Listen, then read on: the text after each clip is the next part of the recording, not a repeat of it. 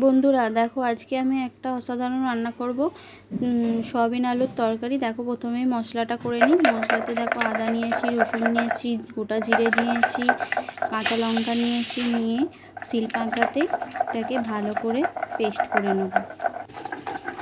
এই শিলবাটা দিয়ে মশলা করে তরকারি করলে দারুণ লাগে বন্ধুরা, অসাধারণ টেস্ট হয়। দেখো আমার মশলা রেডি হয়ে গেল। এর দিকে কড়াইতে তেল দিয়ে দিয়েছি, আর ফোড়নের জন্য তেজপাতা, গোটা গরম মশলা, দারচিনি, এলাচ দিলাম। দিয়ে এটা হয়ে যাওয়ার পর একটা সুন্দর গন্ধ আসবে।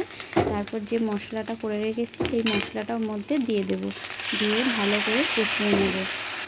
বন্ধুরা দেখো, অল্প একটু জল দিলাম, জল দিয়ে গরম মশলাটাকে ভালো করে কষিয়ে নিচ্ছি। মশলা কষাতে কষাতে একটু তেল ছেড়ে আসে, তারপর ওতে গুঁড়ো মশলা দিয়ে দিচ্ছি। হলুদ গুঁড়ো, লঙ্কা গুঁড়ো দিয়ে দিলাম, দিয়ে আবারও ভালো করে কষিয়ে নেব।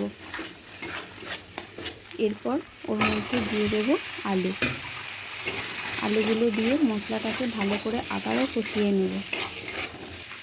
কষিয়ে নেওয়ার পর সোয়াবিন দিয়েছি, সোয়াবিনগুলো দিয়ে আবারও তাকে কষাতে থাকবো। কষাতে দেখো তেল ছেড়ে এসেছে। তারপর ওর মধ্যে দিয়ে দেবো গোলমরিচ গুঁড়ো আর লাল লঙ্কা গুঁড়ো।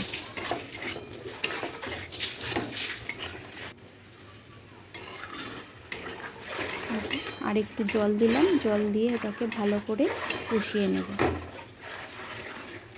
বন্ধুরা, রান্না যত সুন্দর করে কষানো হবে, রান্নার টেস্টটা তত সুন্দর হয়।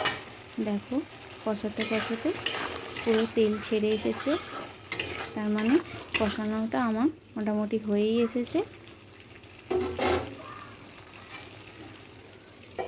চাপা দিয়ে দিয়ে ভালো করে কষিয়ে নিচ্ছি। দেখো,